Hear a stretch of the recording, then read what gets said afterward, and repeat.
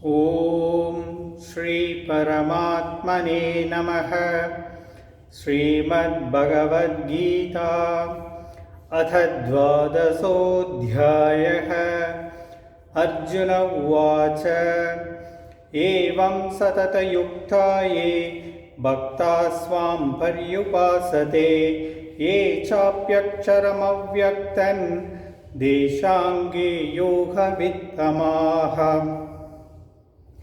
श्रीभगवानुवाच मय्यावेशमनो ये मां नित्ययुक्ता उपासते श्रद्धया परयोपेतास्ते मे युक्ततमा मताः।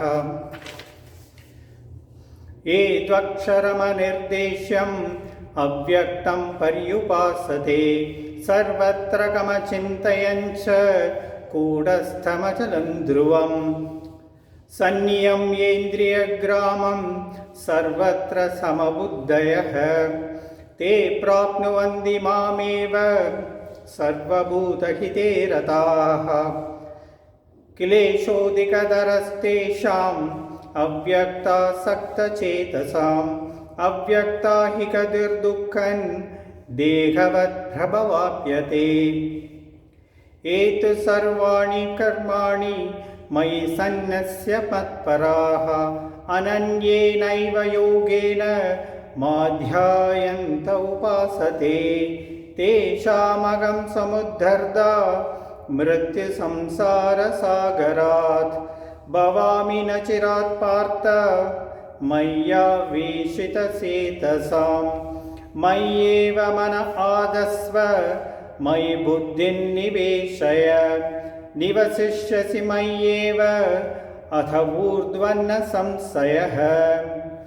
अथ चित्तं समादातुं न शक्नोषि मयि स्थिरम् अभ्यासयोगेन ततो मामिच्छाप्तुं धनञ्जय।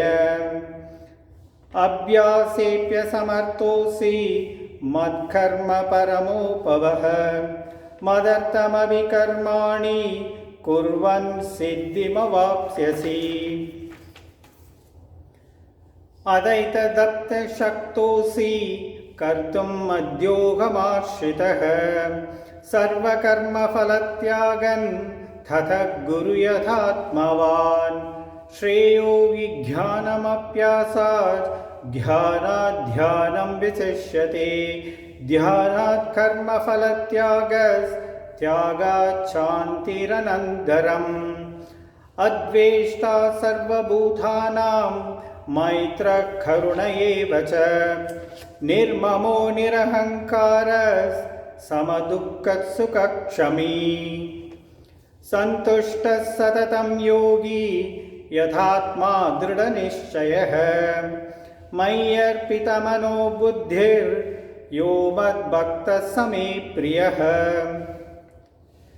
यस्मान्नोद्विजिते लोको लोकान्नो द्विजिते च यः हर्षमर्षभयोद्वेगैर्मुक्तो यः स च मे प्रियः। अनपेक्षः शुचिर्दक्ष उदासीनो गतव्यतः सर्वारम्भपरित्यागी यो मद्भक्तः स मे प्रियः। यो न हृष्यति न त्वेष्टि न शोचति न काङ्क्षति शुभाशुभपरित्यागी भक्तिमान् यः स मे प्रियः। शमशत्रौ च मित्रे च तथा मानापमानयोः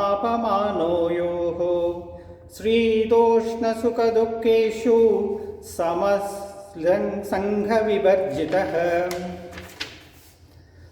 तुल्यनिन्दास्तुतिर्मौनी सन्तुष्टो येन केनचित् अनकेतस्थिरमतिर्भक्तिमान् मे प्रियो नरः।